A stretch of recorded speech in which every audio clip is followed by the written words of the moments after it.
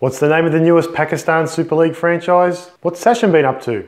All this and more in this week's episode, or if you will, Dennis-sode of You've Got Bail!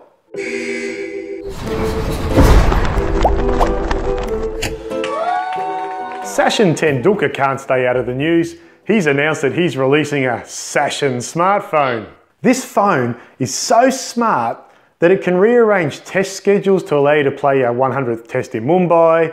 It can guide you on how to lie to a New Zealand High Court judge about what Harbhajan said to Andrew Simons in Monkeygate. It assists in avoiding paying taxes on imported Ferraris. And it also gives you a step-to-step lesson on how to tamper with the ball. Now, before we get into the exquisite beauty of Pakistani cricket, save a little thought for the world dominating Indians. You see, after a hostile takeover of the ICC a few years back, and having the constitution changed to ensure that they get every cent that the ICC earns, Karma this week has jumped up and bit them hard on their flabby little asses.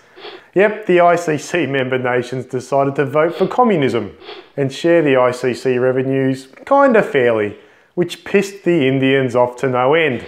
Ironically, this change has been driven by an ICC chairman who happens to be an Indian. Anyhow, in response to losing a few $100 million, these friendly Indians are now threatening to pull out of the upcoming Champions Trophy. Not happy with this petulant display of childish behaviour, Pakistan have compounded India's misery by confirming that they will be suing India for around $200 million. The reason?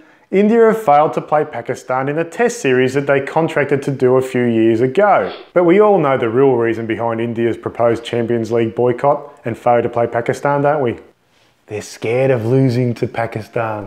What other logical reason is there? Now, speaking of Pakistan, it's been announced that the Pakistan Super League will have an extra team in it next season. If I was a betting man, and I'm not, but Muhammad Amir is, then I reckon it should be called the Kashmir Green Shirts.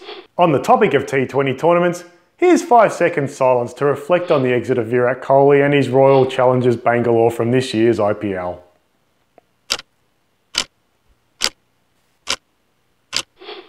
Plenty of bravado, but just like North Korea, ultimately the Royal Challengers Bangalore's weapons failed to fire. Perhaps they'd be better off playing in the Bangladesh Premier League next season. Finally, in county cricket news, actually no one really cares about that, unless you like hearing stories about retired test cricketers like Sangakkara and Chanderpaul beating up the local kids. If you have any topics that you'd like me to tackle next week, tweet me here or email me kinda here for Cricingif.com. This has been Dennis Freedman with another Oscar-worthy performance of You've Got Bail!